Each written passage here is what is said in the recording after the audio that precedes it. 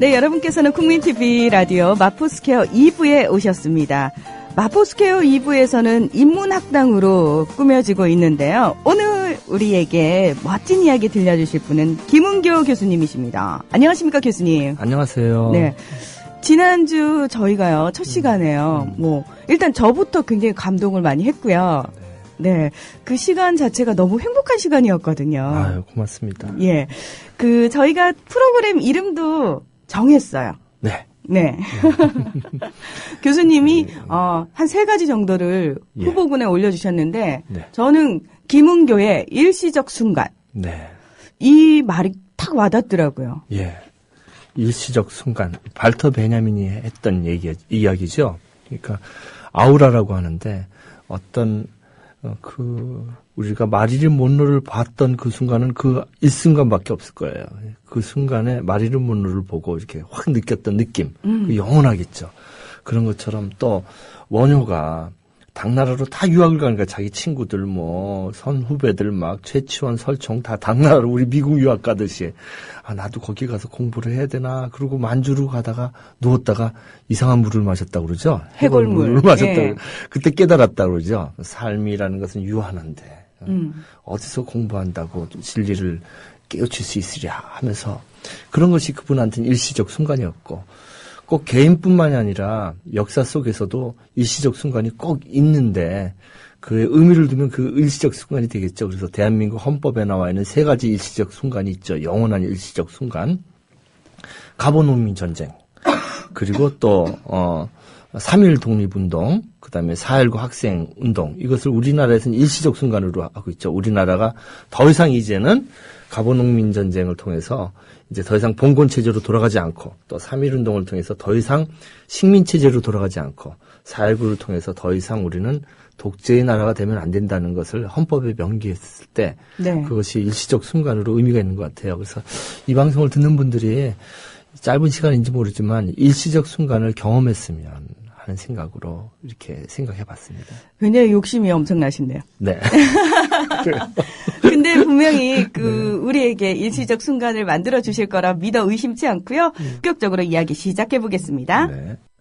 김은교의 일시적 순간. 이 시간을 함께 하시면요. 여러분 인생에 정말 굉장한 터닝포인트가 될 만한 그런 시간이 될 수도 있습니다. 그런 기대를 안고, 함께 해볼 텐데요. 오늘 어떤 이야기 준비해 오셨나요? 네, 오늘은요, 이제, 고전이란 무엇인가. 우리가 고전을 읽어야 된다 그러는데, 지난주에 우리는 여행으로서의 책. 여행과 만남이라고 표현하셨어요. 그죠. 그 다음에 또 빙의가 되는 책 읽기. 네. 이런 얘기 3가지를 했었는데, 오늘은 조금 구체적으로 얘기를 해야 될 것 같아요. 그래서 이제, 고전이 무엇인지, 고전의 생각, 그 다음에 책의 5가지 분류를 한번 얘기를 해볼까 합니다. 그래서, 고전이라고 하는데, 문희정 아나운서 고자 아시죠? 한자로. 예고자. 그렇죠. 예. 열자가 밑에 있고, 네. 아래 입구자가 있고, 그 다음에 네. 전자는 음악할 때 곡자가 있고, 테이블처럼 이렇게 밑에 있잖아요. 네. 그게 무슨 의미냐면은, 이제 동양에서는요, 갑골문을 보면은, 여러 해석이 있지만, 쉽게 이렇게들 얘기해요. 고전 보면 10십자가 있고, 입으로 10번 이상 읽을 책들이라는 거죠. 정말 가치가 있는 거죠. 예. 자기 마음에 입으로 10번 읽고, 그 다음에 곡주할 때 곡자가, 네. 그 갑골문을 보면 콩나물 자라는 것처럼 돼 있어요. 그래서 이렇게 시루해 놓고 콩나물 키우듯이 뭔가 자라는데 그것이 휘어져서 자라서 음악할 때 곡조 이렇게 한자로 쓰거든요. 그러니까 그건 뭐냐면 우리 머릿속에서 뭔가 막 계속 나오는 거죠. 근데 그것이 테이블 위에 있는 거예요. 그러니까 고전이란 책은 멀리 있는 책이면 안 돼. 테이블 위에 내가 가장 많이 쓰는 화장대도 좋고, 식탁도 좋고, 내가 가장 많이 앉아있는 운전석도 좋고, 거기에 그 책이 꽂혀있는 고전이 있는가를 묻고 싶어요, 시청자 여러분들께. 그러니까 근사하게 팔이 닿지 않는 무슨 책꽂이 저기에 사람들 보기 좋으라고 떡하니 꽂혀있는 책이 아니라, 그렇죠. 항상 내 손이 닿는 곳에 그렇죠. 있는. 바로 앞에 있고, 그것을 또 10번 이상 읽을 수 있는. 저도 이제 맹자를 공부하는데 맹자를 그냥 밥 먹을 때마다 그냥 매일 읽고 하는 사람이 있고요. 네. 그분한테는 그게 고전이겠죠. 또 그렇겠죠. 반야심경을 매일 외우는 사람, 그분한테는 그게 고전일 테고. 간디는 네. 바가바드 기타를 그렇게 항상 옆에 두고 읽었다고 그러더라고요. 아, 그렇구나. 예, 그래서 저도 가끔씩 서점에 가서 바가바드 기타를 항상 찾아서 읽곤 하거든요. 단 한 줄이라도. 아, 그렇구나. 네. 그래서 그게 그 고전이 이것을 아주 곰삭여 읽을 때 그것이 이제 전번에 우리 문 아나운서께서 말씀하셨듯이 책을 우리가 읽는 것이 아니라 책이 우리를 읽어주죠. 네, 내 마음을 쫙 읽어줘요. 그 이제 동양의 고전이라고 한다면 영어로는 이제 클래식이라고 그래요. 그죠? 근데 클래식의 어원을 잘 우리가 모르는 것 같아요.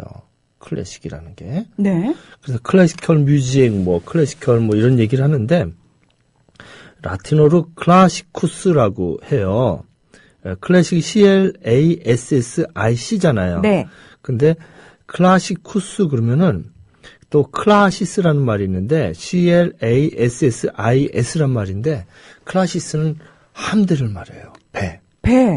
네, 한 대가 아니라 그냥 막 트로이 전쟁할 때 바다를 꽉 메우듯이 배가 막 200, 300척이 쫙 가는 거. 그걸 함대라고 합니다. 그러니까 우리가 클래식을 읽는다는 것은 그런 함대가 내 마음에 확 들어오는 거예요. 그러니까 나 혼자 있는 것이 아니라 그런 힘들이 들어온다고, 고급.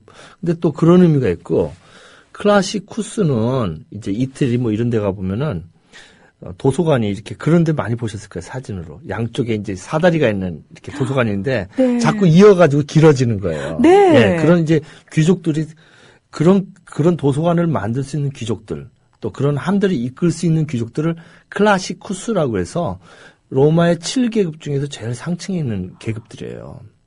그러니까 아주 고급 귀족들이죠. 이런 사람들이 그 책을 모아서 도서관을 하나씩 길게 만드는 거죠. 이제 한 칸 한 칸 하다 보면은 우리나라 종묘 건물처럼 점점 길어지는데 그런 책을 읽는다는 것, 클래식을 읽는다는 것은 그렇게 우리 마음에 어떤 큰 함대 같은 힘이 들어오는 거죠. 엔터프라이즈호 한국만 올 때 막 구축함도 옆에 있고 보트도 있고 밑에 잠수함도 가고 호위하듯이 그런 큰 힘이 우리 마음에 들어오는 것이 아닌가 이런 생각을 좀 해봅니다. 왜 우리가 흔히 어떤 물건이든 기운이 서려 있다라는 이런 얘기도 하잖아요. 네네. 그 고전이라는 거는 꽤 오랜 시간을 거쳐 내려오면서 네. 정말 선인들의 지혜가 그대로 담겨 있다라고도 얘기를 하지 않습니까? 그렇죠. 그런 의미에서는 그런 함대가 몰려오는 정도의 에너지와 기운을 느낄 수 있는 책인 것 같아요. 근데 그 함대가 네. 옛날 걸로 느껴지는 게 아니라 현재 지금 읽어도 지금 이 순간에 함대로 느껴요. 큰 힘으로. 그게 너무 신기한 그게 거예요. 고전인 거예요. 그게 너무 신기한 거예요. 좋은 시나 좋은 영화는 우리가 이제 변호인 같은 거 있잖아요. 네. 한 사람의 이야기를 하기보다는 그 영화에서 이야기하고자 하는 어떤 무엇이 있을 거예요. 역사란 무엇인가라든지. 그것을 얘기하는데 그것이 새롭게 느껴지는 거죠. 옛날 이야기가. 다 지겨웠던 그 옛날 얘기가. 윤동주 씨라든지 이런 알프레드 히치콕 영화라든지 이런 영화들이 다시 보고 싶은 거예요. 근데 왜 다시 보고 싶은 이유가 뭐냐면, 그러니까 고전들 얘기하면 다시 보고 싶다 이렇게 얘기해요. 근데 그 다시 보고 싶은 이유가 뭐냐면, 우리 맛있는 음식점 가면은 또 먹고 싶잖아요. 네. 중독되고. 네. 갈 때마다 새롭게 느껴지기 때문이죠. 그러니까 그 책을 읽으면 또 새롭게 느껴지는 거야. 그 영화를 보면, 그때 봤을 땐, 이런 부분이 있었네 하고 새롭게 느껴지는 거죠. 그래서 그걸 갖다 클래식이라고 하는 것 같아요. 그 새로움이 우리에게 힘으로 작용하는 것 같아요. 네. 그게 참 희한한 게요. 저도 그런 경험을 한 적이 있는데 분명히 예전에 읽었던 책이에요. 그래서 아마 제가 무심결에 책꽂이에 꽂아놨나 봐요. 네. 그럼 몇 년이 한참 지나서 문득 책꽂이에 꽂혀있는 그 책에 눈이 가서 다시 꺼냈어요. 네. 신기한 게요. 네. 이 책 분명히 읽었던 책인데 이 내용이 다시 새롭게 저한테 다가오는 거예요. 맞아요. 예. 그렇습니다. 그래서 저는 그 경험을 한 뒤로 어떤 생각을 하게 되냐면은 어떤 책을 읽고 그 책을 통해서 뭔가 큰 감동을 받았다 그러면은 일부러 놔두는 거죠. 혹시라도 시간이 지나서 다시 봤을 때 이 책은 어떻게 또다시 해석이 될까? 이게 궁금해지기 시작하는 거죠. 그렇죠. 예. 예. 그래서 근데 그것이 단순한 신선함이 아니라 우리가 이제 좋은 경치 보면 기분이 좋아지면서 다시 힘이 나잖아요. 네. 환자가 산책을 자주 해야 되고 그런 것처럼. 그러니까 이런 고전의 신선함을 읽으면 영혼의 근육이 생긴다고 저는 그렇게 표현하는데요. 와. 영혼의 근육이 생기는 것 같아요. 우리가 보디빌더하고 이렇게 피트니스 가가지고 뛰고 그런 것처럼 좋은 책을 만나고 또 그 작가의 정신적 영혼과 여행을 하면 우리 영혼이 튼튼해지는 것 같아요. 근육이 생기고. 그래서 저는 이제 우리 노숙인이라고 얘기하는데, 노숙인 선생님들에게 이제 같이 고전을 읽어요. 좋은 시들을 같이 읽고, 백석 시를 읽기도 하고, 이러면은, 힘이 나신대요. 그게 좀 신기한 일이죠. 예. 실제로 막 또 그 다음에 애써가지고 임대주택을 얻기도 하고, 또 이제 고시원 방을 얻기도 하고, 노숙인 생활에서 벗어나는 분들을 좀 많이 봤어요. 그러니까 꼭 종교적인 힘이 아니더라도, 종교적인 깊은 힘이 아니더라도 이 고전을 통해서도 사람들이 어떤 새로움을 익히고, 나의 존재를 깨닫고, 내가 여기서 머물면 안 되겠다. 그러면서 이제 힘을 얻고 사시는 것 같아요. 제가 채식을 실천한 지 3년 정도 됐어요. 네네. 모든 생활이 다 변했는데 사람들이 되게 궁금해하고 신기해하는 게 어떻게 그렇게 한 번에 바뀌셨냐고 물어봐요. 근데 저는 속된 표현으로 한 큐에 끊었거든요. 네. 근데 저한테 제 삶을 그렇게 딱 바꾸게 해준 책이 있어요. 그래요? 저만의 고전인 거죠. 네네, 그렇죠. 예. 저만의 책. 예. 그 책을 읽고 바로 생각이 확 바뀌면서 네네. 모든 생활부터 시작해서 다 바뀌었어요. 그렇구나. 네. 그러니까 그 사람들은 책이 뭐 그렇게 큰 힘을 줄까라고 생각을 하고 시 한 편이 무슨 그렇게 내 삶을 바꿀까라고 생각을 하지만 네. 일상생활 속에서 잠깐이라도 그 경험을 조금이라도 맛본 사람들은 그걸 믿어요. 그 힘을. 네네. 네. 그렇죠. 저 역시도 믿고. 그러게 말이에요. 그러니까 이제는 제가 얘기하고 싶은 게 이제부터는 그러면 이제 고전을 만나려면 어떤 책들을 만나야 되느냐. 그래서 네. 책의 5가지 종류를 한번 말씀드려보려고 그래요. 책의 종류. 그러니까 어떤 책을 만나야 할까? 이 얘기를 사실 되게 귀담아 들어야 되는 이유가 뭐냐면 서점에 가보면은 저도 이제 그냥 시간만 나면 서점을 달려가는데 사람들이 의외로 꽤 많아요. 많은데 많이 방황하는 모습이 제 눈에는 보여요. 그러니까 저는 어떤 목적의식을 가지고 이 책을 찾아봐야지 하고 가는 케이스라면 다른 분들은 그냥 시간이 남았는데 서점에 가볼까? 어떤 책들을 읽고 있지? 이 생각에 오셔서 이렇게 보시다가 소위 말해서 베스트셀러라고 사람들이 많이 본다고 꺼내놓은 책들에 관심을 많이 가지잖아요. 그래서 혹시 내가 정말 손에 잡아야 될 책이 있다면 그 책을 고를 수 있는 지혜가 나한테 있다면은 좀 더 그 사람들에게 도움을 주지 않을까라는 생각을 했거든요. 그렇게 말씀이죠. 그래서 책 중에서 제일 우리가 위험한 책이 뭐냐면 위험한 책이 있어요? 위험한 책이라고 그럴까? 이제 5가지로 나누면은 제일 이제 사지 않아도 될 책이 첫 번째는 저는 쓰레기라고 생각해요. 첫 번째 책의 규정은 쓰레기. 볼 필요도 없고 살 필요도 없고 그런 책들이 있죠. 네. 근데 저는 그런 책 속에서 자라났어요, 사실은요. 제가 이제 기지촌이라든지, 이태원 근처의 삼각지에서 제가 태어났는데, 문화가 그랬고, 또 대학 시절에 이제 파주의 월롱리라는 근처 살았는데, 책방이 군대 앞이니까 늘 뭐, 건강 다이제스트 뭐 이런 책들. 근데 그런 것도 의미가 있어요. 그러니까 서브컬처럴 하는 게 있는데, 그것만 읽으면 진짜 삶에 도움이 안 되죠. 그래서 제가 쓰레기라고 규정하는 폐품 처리해야 될 쓰레기 책들이, 그러니까 지나면은 그 책 모아가지고 아파트 앞에 버리게 되는 책들이 있어요. 잘 생각해 보세요. 묶어가지고 그냥 버리는 거예요. 1, 2년 지나면. 근데 그런 책들이 대부분 뭐냐면 그 당시에 최고의 베스트셀러라고 했던 힐링 책들이에요. 이거는 의외인데요. 네네. 그래서 그 힐링 책들에 대한 경고는요. 플라톤부터 해서 굉장히 많은 지금의 문제가 아니라 많은 사람들이 얘기했죠. 그래서 플라톤은 자기 스승 소크라테스가 죽게 되자 그런 말을 했던 사람들, 그런 책들을 쓰는 사람들을 갖다 뭐라고 했냐면 동굴의 비유를 했는데 동굴 속에 들어가서 사람들이 기도를 하면은 잘못된 현자들, 잘못된 지식인들은 동굴 밖에 빛이 있다고 얘기를 안 하고 너가 있는 곳이 정말 좋은 곳이다. 만족해라. 기뻐라. 신이 여기 있다. 봐라. 하면서 그 사람의 그림자를 보여준다는 거예요. 저 그림자가 신이다. 저 그림자가 너의 우상이다. 저걸 믿어라. 너 지금 여기서 만족해라. 여기서 힘내라. 이렇게 얘기한다는 거죠.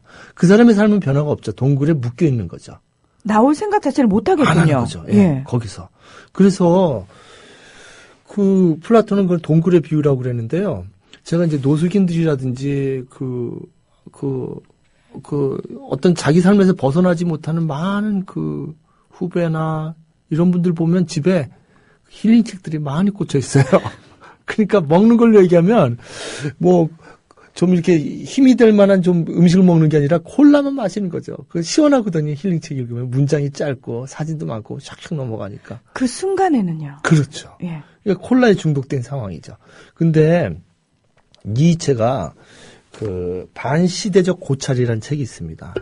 이거 이제 20대 말부터 집필해가지고 책을 내는데 여기에 이제 1800년대 독일의 힐링 책들을 엄청나게 무섭게 다비드 슈트라우스라고 목사가 쓴 책이 있는데요. 그게 아주 베스트셀러였어요, 그 당시에.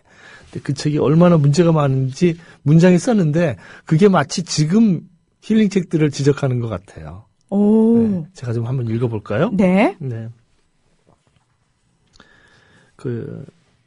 그는 이제 슈트라우스라는 베스트셀러 작가인데 목사였고요.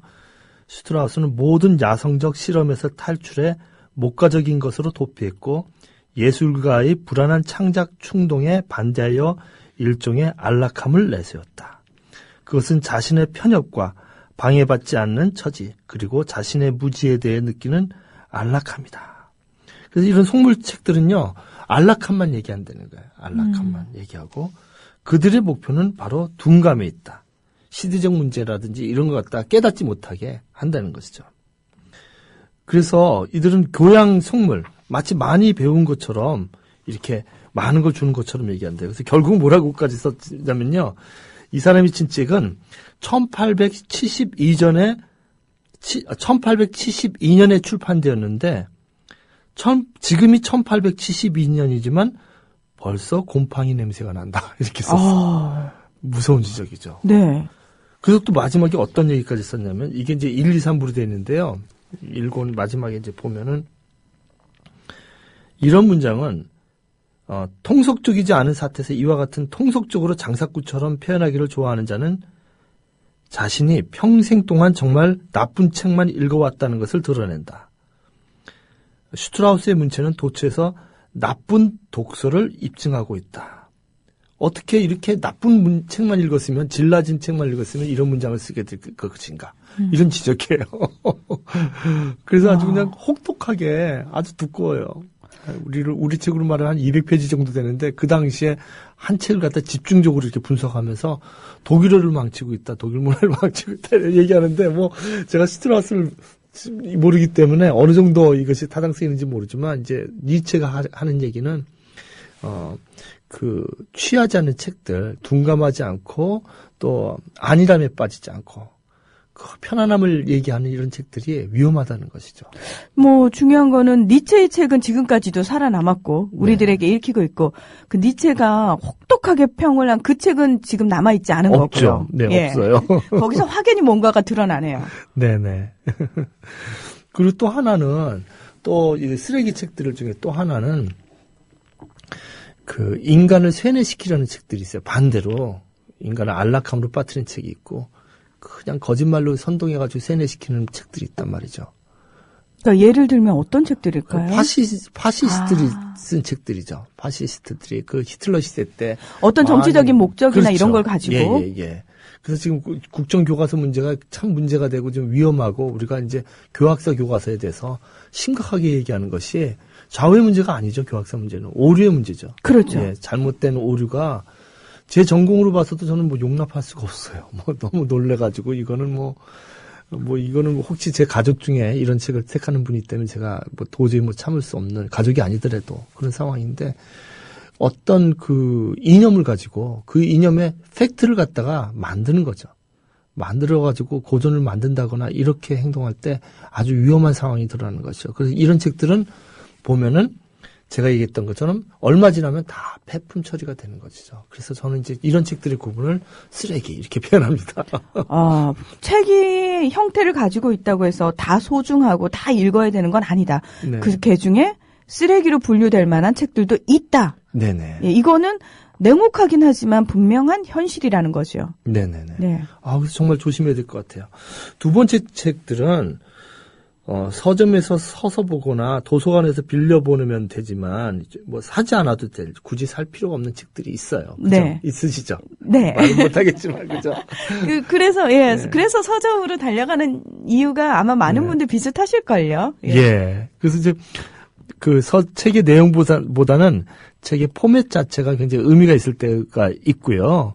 그래가지고 제가 이제 일본에 있을 때는 많은 출판인들이 일본에 와가지고 책을 구입하기보다는 포맷을 베껴가요. 이런 책을 포맷을 이제, 지금은 안 그러는데, 그때가 이제 90년대 중반이죠. 또 2000년대. 그때는 출판인들이 와가지고 포맷 차례 이런 거 제목을 베껴가가지고 한국에서 거기에 맞는 필자를 찾아가지고 쓰게 해가지고 좀 스테디셀러라든지 이런 책을 만든 경우도 봤어요.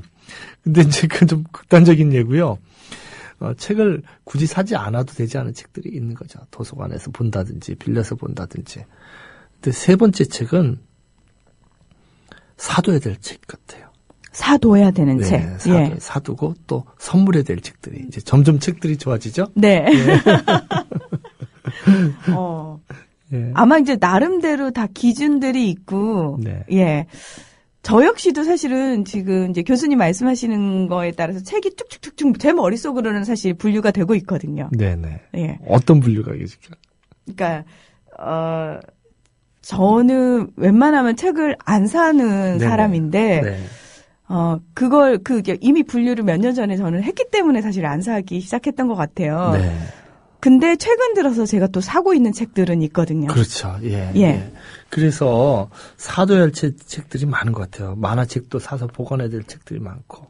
그러니까 그건 단순히 만화는 사면 안 돼. 이 차원이 아닌 것 같아요. 그렇죠. 그렇죠. 그러니까 누군가에게는 만화책이어도 굉장히 그 속에 진리와 그렇죠. 그다음에 본인에게 엄청난 깨달음을 주는 내용들이 담겨 있는 책일 수 있거든요. 네. 그러니까 단순히 형식의 문제가 아닌 것 같아요. 네. 그리고 이제 네 번째 책은 비닐로 싸둬야 될 책들이죠. 비닐로 쌓아둔다라는 아주 건? 곱게 모셔두고 평생 아까 얘기했던 고전이죠. 그러니까 귀하게 아껴. 예. 깨끗하게. 그러니까 한 번 읽으면 안 되고 고전의 고자처럼 열십자가 있고 밑에 입구자가 있듯이 여러 번 읽어야 될 책들이죠. 여러 번. 그래서 20대 때 읽었다 30대 때 읽으면 또 다른 맛이 나고 우리 설렁탕집 좋은 집 가면은 정말 가끔 가도 정말 새롭게 맛이 있듯이 정말 두고 읽어야 될 책들이죠. 그런 책들은 아주 책에다가 다 메모를 하고 이 종이도 붙이고 저 같은 경우는 책 위에다가 독서 노트를 따로 안 만들어요. 책에다가 책 빈 공간에다 가득 책의 저자와 대화를 하고요. 그다음에 A4 용지를 늘 가지고 다니거든요. 오려서 가운데 붙여놓고 거기다 제 생각을 막 깨알같이 써요. 그리고 지나면은 또 그다음에 인터넷에 있는 어떤 책에 무슨 어떤 명화를 얘기했는데 그 명화가 칼라로 안 나와 있으면 인터넷에서 검색해서 막 찾아요. 그래서 그 명화를 찾아서 또 오려서 붙여요. 그 책 사이에다 껴놓고. 머리 나쁜 사람도 이렇게 하는 것 같아요. 교수님 책은 누가 봐도 이거는 김은교 교수님 책이다라고 표가 나겠군요. 그런 책들이 근데 부끄럽게도 그렇게 많지 않아요. 그런 책들이 막 예를 들면 푸코의 감시와 처벌 막 이런 책들 그 정도 급의 책들이 아마 저한테는 그렇게 모심을 당한 책 같아요. 그러니까 그렇게 써놓으시고 다시 이제 책을 보실 때요. 네. 예전에 자신의 메모를 보면은 그렇죠. 생각이 또 달라지시는 그러니까 거죠. 차이가 생겨야 되거든요. 전 수업할 때 선생님 저를 갖다가 나를 반박해라 이렇게 생각해야 되거든요. 발표자와 차이가 생겨야 되지 그걸 암기하고 일단은 내 생각하고 차이를 만들어야 되거든요. 차이를 발생시킨다는 게 굉장히 중요한데 예전에 메모시킨 거와 내가 달라진 나를 발견할 때 그것을 이제 성숙이라고 표현할 수도 있고 변화라고 표현할 수도 있고 그래서 새롭게 글을 써서 메모를 또 붙이는 거죠. 그러다 보면 이렇게 두꺼워진 책들이 꽤 많아요. 자꾸 종이를 기록해서 써다 보니까. 그리고 이제 글을 쓸 때는 이제 작가로서 글을 쓸 때는 여기 줄쳐진 부분을 보고 쓰는 것이 아니라 메모했던 글과 줄쳐진 부분의 그 사이에 차이에서 발생하는 의미를 쓰죠. 저 같은 경우는. 예. 그러니까 책을 보고 책을 그냥 인용하는 것이 아니라 책 속의 줄쳐진 부분과 제가 메모했던 부분에 그다음에 지금 또 다른 시간이 지나서 거기서 발생하는 의미를 글로 쓰면서 이제 제 글을 만들려고 애를 쓰죠. 이 책을 따라가려고 그러지 않고. 그래서 이렇게 책을 꼭 비닐로 싸야 될 책들이 좀 있을 것 같아요. 저는 좀 부끄러운 얘기지만 그렇게 공부를 잘 못했어요. 근데 고3 때 국사교과서를 아직 갖고 있는데요.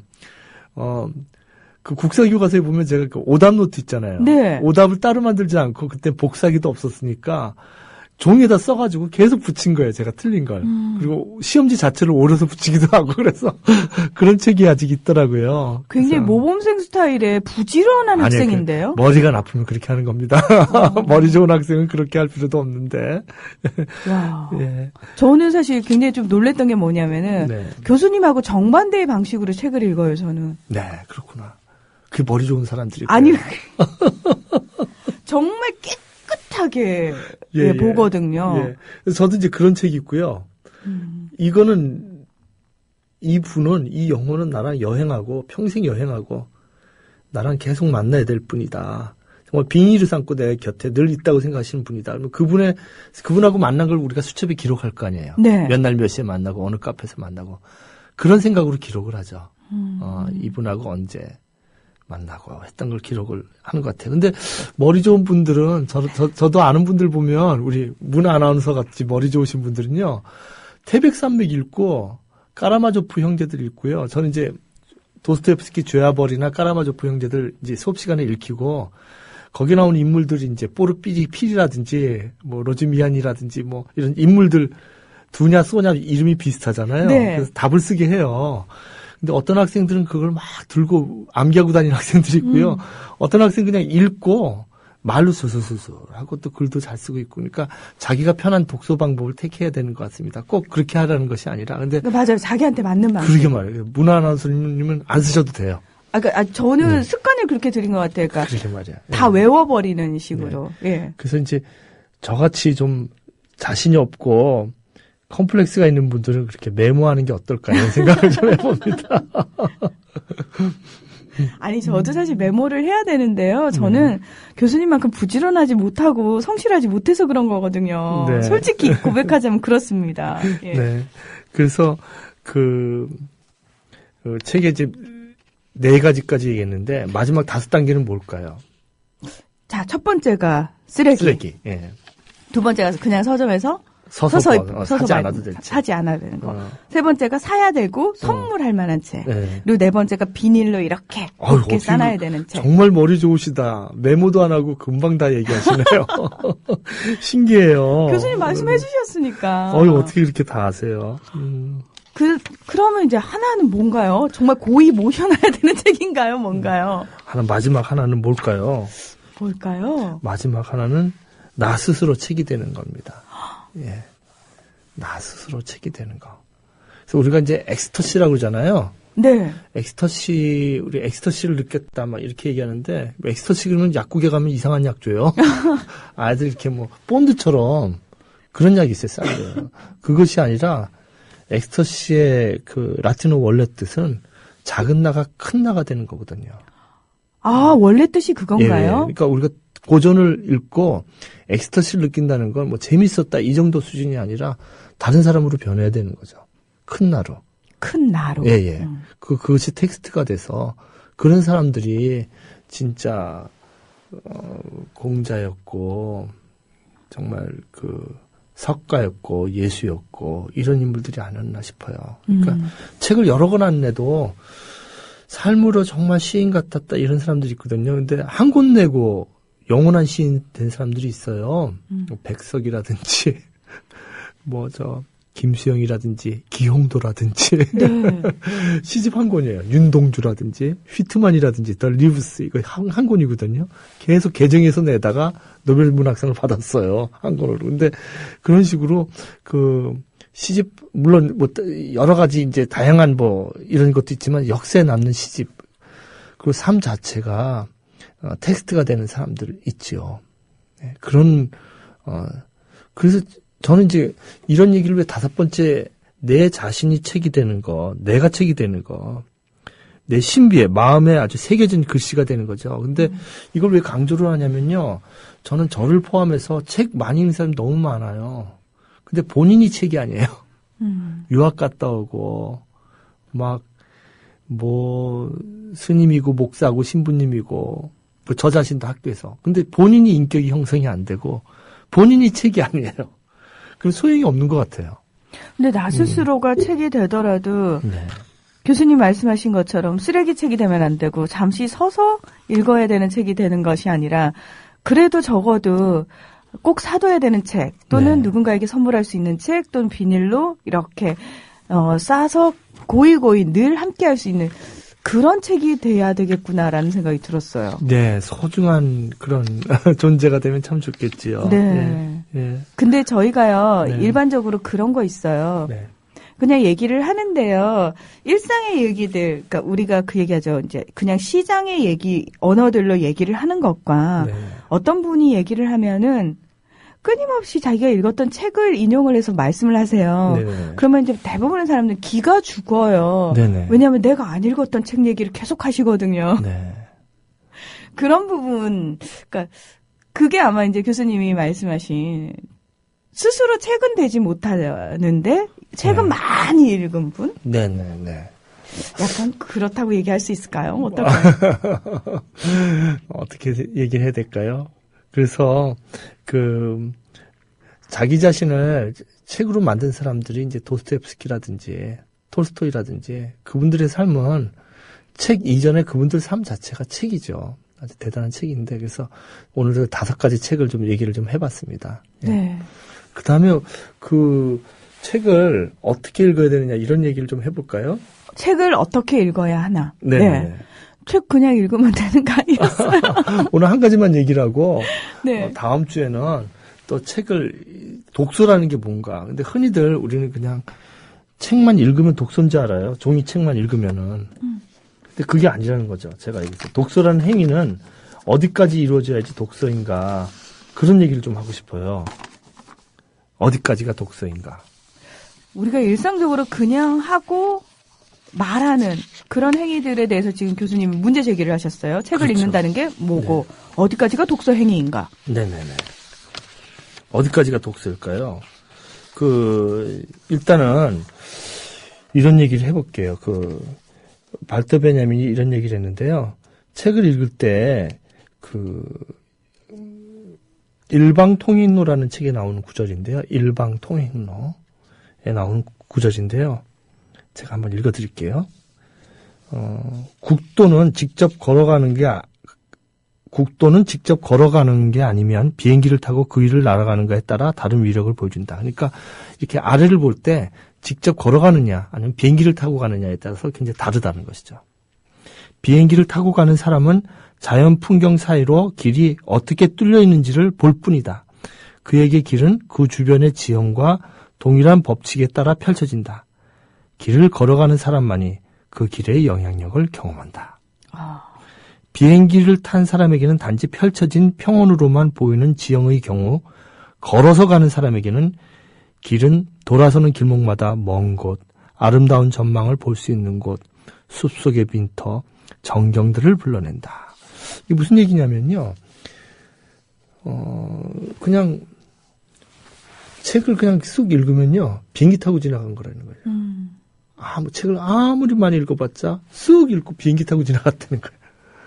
그러니까 밑에 이렇게 생겼구나. 그것도 의미가 있을지 모르지만 그게 아니라 진정으로 하려면 스레바를 신고 어디 여행 가면 막 이렇게 밤에 골목골목도 다녀보고 아침에 일어나서 먼 거리도 괜히 들어갔다 다시 숙소로 돌아와 보고 이런 경험들이 그것을 정말 체험할 수 있잖아요. 그렇죠. 시장에 가서도 얼마냐고 물어보고 맞아요. 이렇게 하면서 거래도 해보고 할 때 그 고장, 그 도시, 그 읍을 좀 체험할 수 있듯이 독서를 하는 것도 그 메모와 여러 가지 대화를 하지 않으면 아무 의미가 없다는 것이죠. 그래서 발터 베냐민은 그 일방통행로에서 계속 이렇게 썼습니다. 베껴 쓴 텍스트만이 텍스트에 몰두하는 사람의 영혼에 지시를 내린다. 이에 반해 텍스트를 읽기만 하는 사람은 텍스트가 원시림을 지나는 길처럼 그 내부에서 펼쳐 보이는 새로운 풍경을 알 기회를 전혀 갖지 못한다. 책의 좋은 구조를 베껴 쓰는 거. 이게 굉장히 중요하다는 것이죠. 그래서 발터 베냐민은 중국 사람들이 서해하는 거 있잖아요. 네. 이게 굉장히 중요한 세계적인 유산이라고 얘기를 했었어요. 그러니까 우리가 책을 읽고 그게 굉장히 중요하거든요. 이 책을 읽고 어떤 게 기억나 그러면은 말을 못 해요. 누구랑 만나면은 그 사람은 어떤 얘기를 했는데 그 얘기 참 좋더라. 이 기억이 나올 거 아니에요. 누구랑 차 마셨는데. 그렇죠. 야, 그 사람은 뭐가 좋다. 한마디가 기억난다. 근데 책을 다 읽고 기억이 안 나요. 이게 문제거든요. 근데 이 필사라는 것이 그렇게 중요해요. 필사라는 것이. 윤동주는요, 백석씨 시집 사슴을 다 필사했어요. 그 이제 나와 있거든요, 그 자료가.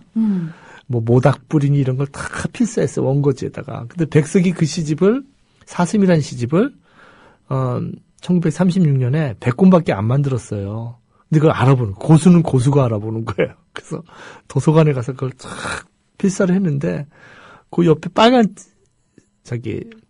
색연필로 걸작이다. 이 부분이 좋다. 이렇게 막 밑줄도 쳐놓고 그랬어요. 그래서 이 필사하는 것이 굉장히 중요하고 우리 소설가 신경수 선생님도 계속 김동인의 감자 이런 걸 계속 필사했다고 그러죠.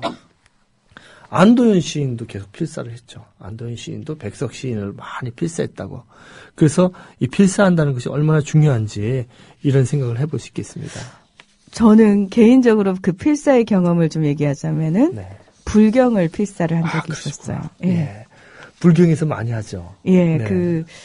사실은 그냥 눈으로 읽으면 되지. 그러니까 필사를 하는 데는 시간이 훨씬 더 많이 걸리잖아요. 네. 눈으로 그냥 읽고만 마는 거에 비해서는. 그럼 어떤 사람들은 그냥 그렇게 필사를 해서 시간을 더 걸리게 하느니 몇 번을 더 읽는 게 낫다라고 생각을 하실 수도 있을 것 같은데 불교에서는 그 필사하는 과정 자체도 하나의 수행 과정이라고 얘기를 하거든요. 네.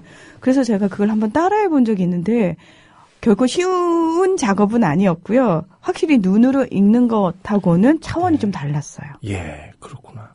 네. 그래서 오늘 한 가지만 더 얘기하고 이제 20분이 남았네요. 네. 이거 시간이 이렇게 짧아요, 그죠? 한 시간이 그냥. 시간 도둑 맞았는데요, 저희. 교수님. 한 시간이 뭐 이렇게 금방 지나가네. 그러게요. 이게 네. 금방 지나갔는데, 유대인들이 IQ가 좋을까요, 나쁠까요? 유대인들은 세계적으로 똑똑한 사람들 아닌가요? 네.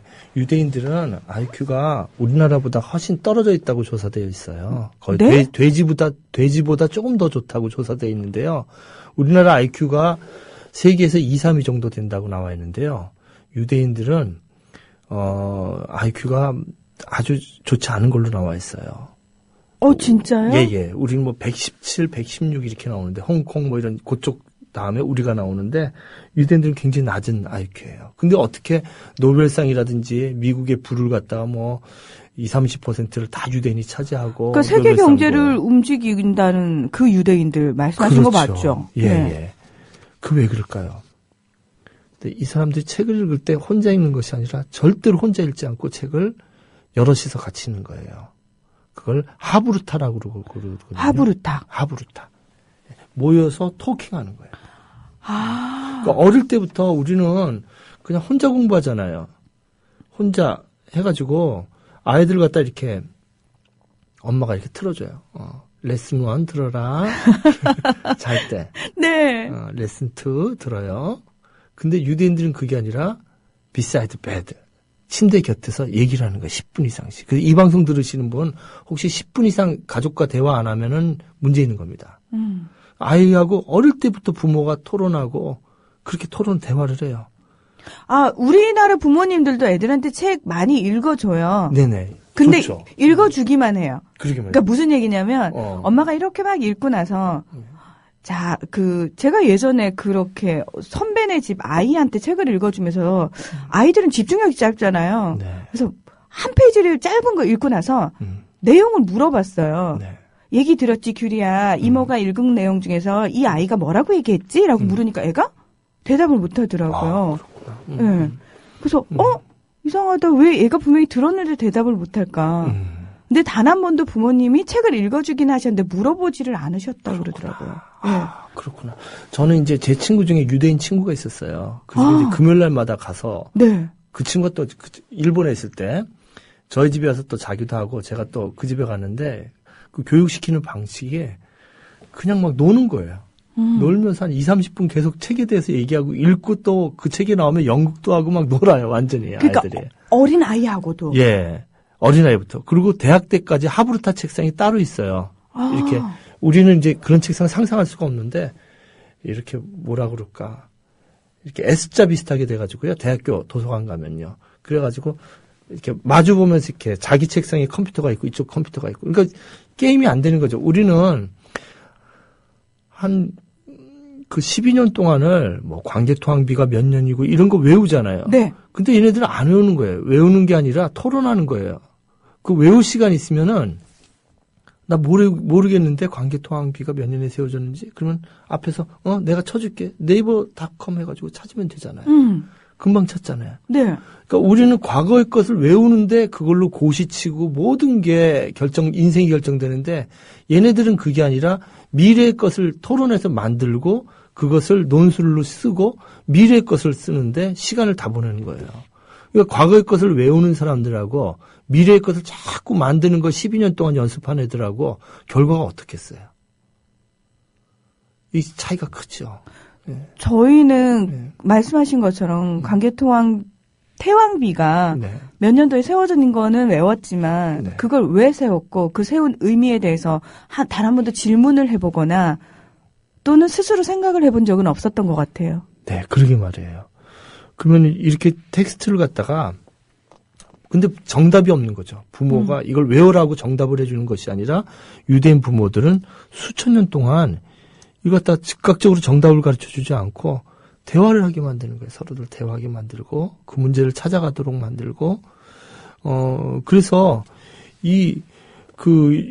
여러분 그 성경에 보면 다니엘이라는 친구가 있어요. 우리 데니라고 영어 많이 나오잖아요. 뭐 데니 무슨 뭐 패션 뭐 모델도 있고. 네. 근데 데니라는 이름이 굉장히 많은데 그 다니엘이라는 인물이 그 식민지 나라에서 총리를 해요. 근데 그 끌려가가지고 총리가 되는 거죠. 근데 이 친구가 거기 이제 다니엘서 성경 보면 1장 17절에 사드락과 메삭과 아벳느고가 3명이 친구, 이거 다 창시계명된 이름인데 이 4명하고 모든 책을 읽었다고 써 있어요. They read all kinds of literature. 모든 책을 읽은 거예요. 그 당시에. 걔네 4명이. 그렇게 나오거든요. 그래서 그 책을 읽을 때 가리지 않고 아주 그런 것도 나오고요. 그 다음에 그 예수가 12살 때, 시나고그라고 그러죠. 회당에 가가지고 막 그 노인들하고 대화하고 이런 게 나와요. 네. 근데 이제 목사님들이 그거 이렇게 얘기하거든요. 얼마나 예수가 똑똑했으면은 어린 나이에 12살 때 할아버지들하고 대화했느냐. 아니, 그게 아니에요. 지금 일상적이에요. 그냥 일상적으로 어른들하고 막 아이들하고 대화하는 게 아주 일상적이고 저는 아주 눈으로 봤어요. 그걸 갖다가. 아주 대단한 급의 어르신이 그냥 아이들 데려다 놓고 같이 얘기하고 이런 토론하고 그런 문화들이 아주 그 일상이 되어 있는 문제죠. 그래서 우리는 같이 공부해서 풀어가는 것이 아니라 칸막이에서 공부하잖아요. 대학 갈 때도 칸막이 들어가서 도서실 그러면 칸막이가 되는 도서방이고 또 그냥 고시를 쳐두고 고시방도 칸막이 방이고 다 칸막이에 들어가서 혼자 외워요. 물론 그 외우는 것도 기본적으로 필요하겠지만 더 근본이 돼야 되는 것은 외우는 것이 아니라 그 메모리가 아니라 talking about each other. 서로 대화하고 해서 과거의 것에 묻히는 것이 아니라 새로운 것이 무엇인가 찾아내는 거. 그래서 이제 그 유대인들의 하브르타를 보면요. 책을 그렇게 읽은 거예요. 아주 고대 시대부터 얘네들이 그래서 그런 것들이 우리에게 필요하지 않나 이런 생각이 들어요. 저는 하브르타를 저는 이게 자꾸 제가 부족하다는 걸 이렇게 말씀을 드리는데 저는 머리가 좋지 않아 가지고요. 근데 고등학교 1학년 때 고등학교를 들어가는데 선배가 어떻게 저를 불렀어요. 그랬더니 여자 고등학교 2학교하고 제가 있는 학교 2학교하고 해서 독서 모임을 한대요. 네. 근데 좋은 학교였어요. 다 좋은 학교였는데 그래서 뭐 염상섭의 표본실이 청개구리를 읽었는데 너무 충격을 받은 거예요. 네. 다 다른 얘기를 하는 거예요. 교과서에서는 이게 답이다 이렇게 나왔는데 국정교과서에서. 저희는 그렇게 배우잖아요. 그게 아닌데 막 내 학교에서 온 학생들이 전부 다른 얘기를 하는 거예요. 저는 거기서 너무 충격을 받고 책을 읽는 게 이런 거구나. 그래서 그 독서 모임을 1학년 때부터 매주 화요일 날 했는데 정신없이 나갔어요. 수업 시간에 막 성적이 떨어져도 옛날 삼중당 문고라고 있었는데. 네. 삼중당 문고. 매주 한 권씩 읽는 거예요. 매주. 1년이 됐더니 50여 권을 읽더라고요. 그렇죠. 그 책을 아직 제가 보관하고 있어요. 근데 1학년 때 그걸 읽고 나니까 2학년 정도 되니까 교과서에 나오는 문학사 책은 다 읽은 거예요. 현대문학, 고전문학, 세계문학, 교과서에서 예로 나오는 글들. 그러니까 한 1년 정도 이렇게 매주 읽으면은 중요한 고전들은 거의 이렇게 중고등학교 수준의 책들은 다 이렇게 읽을 수 있는 것 같더라고요. 네. 굉장히 재미있으셨잖아요, 선생님은. 네. 그 행위 자체가, 독서 모임을 하는 행위 자체가. 네. 예. 지금 사실은요, 본인이 그 경험을 하셨으니까 그게 참 재밌는 거다라고 얘기를 하시지만, 네. 많은 사람들은 그게 익숙하지가 않거든요. 네. 그래서 우리 그렇게 토론을 한번 해볼까 이러면 일단 겁부터 먹거든요. 부담스럽거든요. 네. 그래서 저는 이제 책을 읽을 때 혼자 읽지 말고, 중요한 책들은 모임을 찾아가는 거. 네. 그것이 굉장히 권하고 싶어요. 그러니까 자기가 페이스북을 통해서 누구랑 같이 읽자고 하는 것도 좋고,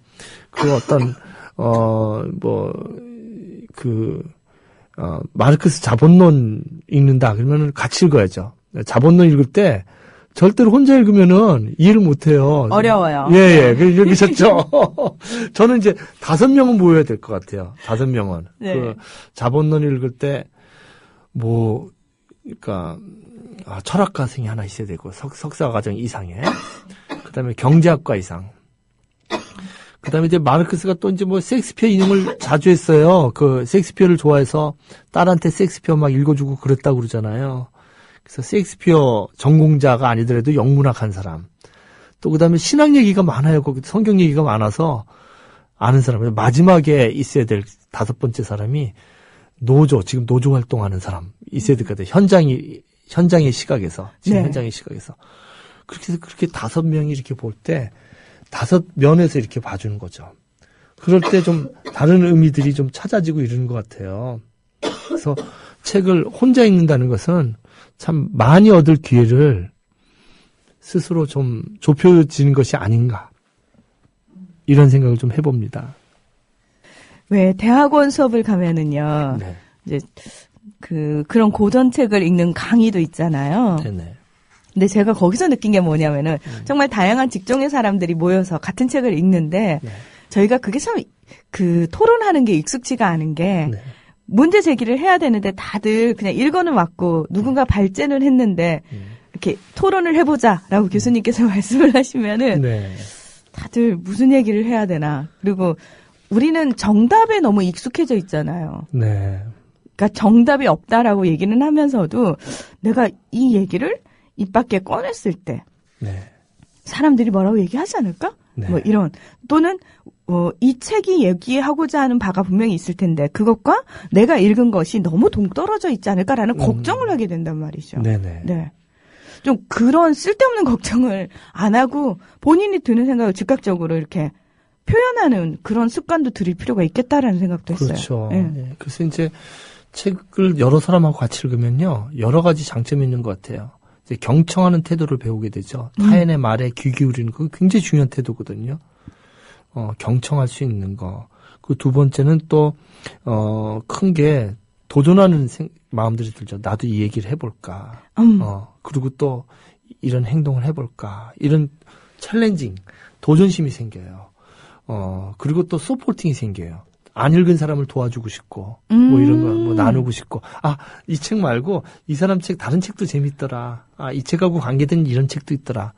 이러면서, 타인의 존재를 통해서 자기가 주체로서 이렇게 확립이 돼가는, 이게 인간이구나. 나 혼자 사는 것이 아니라, 이렇게 타인과 공유를 할 때, 정보를 공유할 때, 그러니까, 나 자신과 타인과, 그 다음 텍스트, 읽을 거리를 통해서 이렇게 공유가 되고, 그 속에서 삶을 어떻게 살아가야 될지 생각하게 되는 것이겠죠. 그래서 오늘 이렇게 얘기했는데요. 다음 주에는 이제 맨 첫 시간에 지난 시간에 우리 그런 얘기를 했어요. 여행과 만남과 이런 얘기를 했는데 오늘은 5가지 책의 구분과 고전이란 무엇인가 이런 얘기를 했는데요. 네. 다음 주에는 우리 하브루타를 포함해가지고 책을 읽는 전체를 한번 과정을. 사람들은 책 읽는 것만 얘기하는데요. 책을 선정하는 것부터 독서입니다. 어떻게 선정해야 되느냐. 네. 진짜 어떻게 어떤 책을 읽을 것인가. 단계가 있어요. 그래서 그 얘기를 그것도 단계가 있나요? 예. 어떻게 선정을 해서 어떤 모임을 내가 선택을 해야 되고 어떻게 전략적으로 그다음에 책을 읽을 때는 어떻게 해야 되고 그다음에 마지막 단계가 무빙한 움직이지 않으면은 아까 얘기했듯이 말씀드렸듯이 엑스터시 내가 큰 나로 변화돼서 내 삶이 변화되지 않으면 거기까지가 독서겠죠. 그래서 책을 선택해서 내 삶이 변화되는 그 과정까지 그 독서의 과정을 다음 주에 한번 말씀드리고 그리고 그 다음에는 책을 한 권씩 얘기를 할까 아니면은 시 한 편씩 얘기를 할까 이런 여러 생각을 해봅니다. 여러분들 어떤 걸 원하시는지 한번 제가 보고서 한번 같이 아나운서님과 정하도록 하겠습니다. 자, 다음부터 뭐 책 얘기를 해볼게요. 라고 얘기를 하시면은, 이제 또 부담감 한 가지 느껴지는 게, 그러면 그 말씀하실 책을 기본적으로 다 읽고 와야 되겠지? 읽어야 되나? 이런 또 부담감을 가지시는 분들이 계실 것 같아요. 네. 그래서 제가 편안하게 아주 그냥 천천히 그냥 책 얘기를 풀어가면 어떨까 싶어요. 예를 들면 도스토옙스키의 죄와 벌을 한 6번 나눠서 얘기한다든지, 예를 들면, 그리고 시를 뭐 여러 편 얘기하는 것이 아니라 시 한 편을 가지고 1시간 내내 그걸 깊이 분석하면서 그 사람 전체를 한번 생각해보는 시간을 갖는다든지, 이런 식으로 해볼까 하는 생각도 좀 있습니다. 네. 진행자인 저는 이제 더 큰 부담감을 가지고 슬쩍 꼼수를 좀 부려보자면, 예전에 읽었던 책들일 경우에는 다시 또 손에 잡는 건 약간 부담스러우니까 그 예전의 기억을 좀 더듬어가지고 교수님 얘기를 들으면서 이렇게 기억을 좀 살려보면 되지 않을까라는 꼼수를 살짝 제가 지금 생각을 하고 있는데요. 네. 어떻게 생각하세요? 네네. 네, 다시 읽는 게 좋겠죠? 네네. 네. 그래서 오늘 이 시간을 통해 가지고 여러분들이 한번 하브루타도 경험을 하고 네. 같이 동행하면서 또 책을 통해서 여행했으면 좋겠습니다. 네.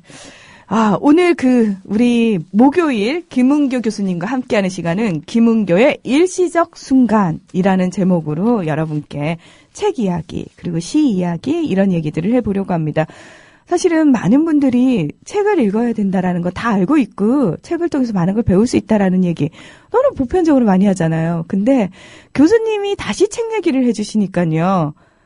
책이요. 제 삶 속으로 이렇게 쑥 들어오는 그런 느낌이에요. 네네. 그렇습니다. 그래서 책이 우리를 갖다 이제 이끌어주지요.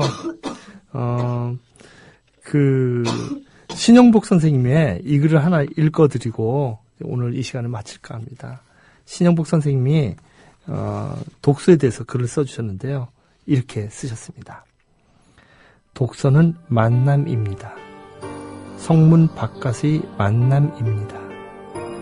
자신의 문을 열고 바깥으로 나서는 자신의 확장이면서 동시에 세계의 확장입니다.